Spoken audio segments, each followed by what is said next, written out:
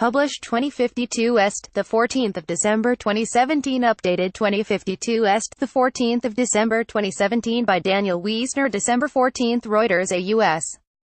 Labor Board on Thursday overturned an Obama-era ruling that had made it easier for unions and workers to hold companies accountable for practices of contractors and franchisees, a decision welcomed by business groups that could affect a major case against McDonald's Corp. The 32 decision by the National Labor Relations Board reversed the standard it had set in a 2015 case involving Browning-Ferris Industries, Inc. It reinstated a previous test that says companies are joint employers only when they exercise direct control over workers.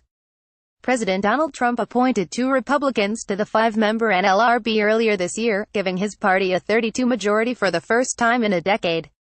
Trump's appointees, who joined the board in August and September, are widely expected to revisit a series of recent NLRB decisions that business groups say unfairly favored unions.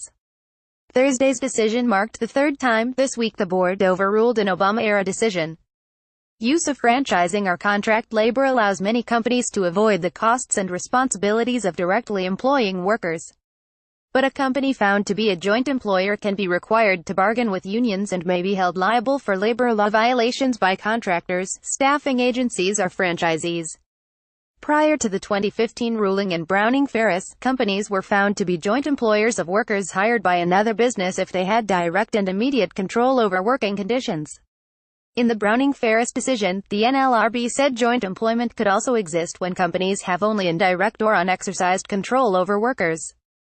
On Thursday, the board said the Democratic majority in Browning-Ferris overstepped its authority by altering the legal definitions of employment. The 2 Democrats on the board dissented, saying the Browning-Ferris decision was legally sound and the majority failed to provide any real-world examples or even remotely plausible hypotheticals that show how the standard harmed businesses.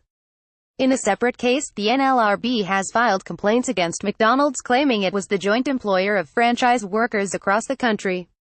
A trial began over 212 years ago, but Thursday's decision could derail the bulk of the case. The McDonald's case had been seen as an important test of how Browning-Ferris, which did not mention franchisors, would apply to those companies.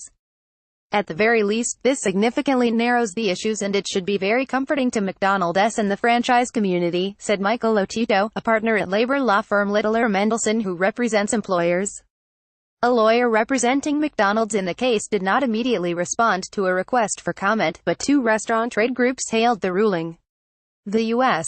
Chamber of Commerce, the National Retail Federation and other trade groups also applauded the decision, which came in a case involving 2 construction companies based in Iowa and Illinois.